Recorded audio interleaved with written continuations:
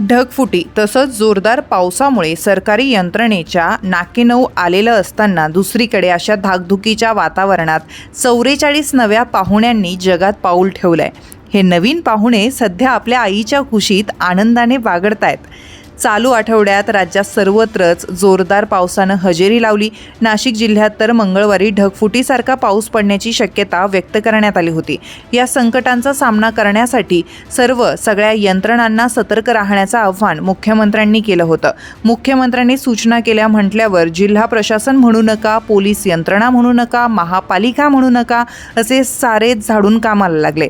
जिल्हाधिकारी, पोलीस आयुक्त, उपजिल्हाधिकारी हे अधिकारी प्रत्यक्ष फील्डवर उतरले होते। रात्रीचा दिवस केला। जिल्हा परिषद प्रशासनही यात मागं राहिलं नाही।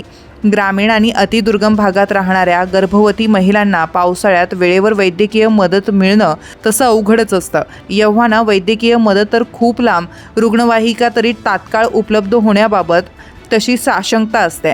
सारीच परिस्थिती लक्षात घेऊन ज्यांची प्रसूती 2 दिवसात होणार आहे अशा 141 गर्भवतींचा शोध घेण्यात आला।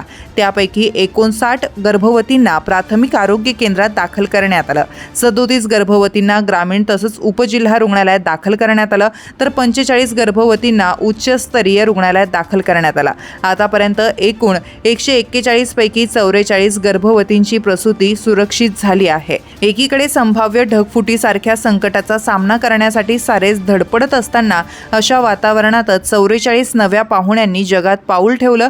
जिल्हा परिषदेचे मुख्य कार्यकारी अधिकारी ओमकार पवार तसंच आरोग्य विभागानं दाखवलेल्या तत्परतेमुळे या गर्भवती महिलांची संकटातही सुखरूप प्रसूती होऊ शकली। तुमच्या भागातील प्रत्येक बातमी पाहण्यासाठी तसेच अशाच ताज्या आणि विश्वासार्ह घडामोडींसाठी उत्तर महाराष्ट्र न्यूज नेटवर्क सोबत जोडलेले रहा। सोबतच फेसबुक, इंस्टाग्राम आणि यूट्यूबवरही आम्हाला लाईक आणि शेअर तसेच सबस्क्राईब आणि फॉलो करायला विसरू नका।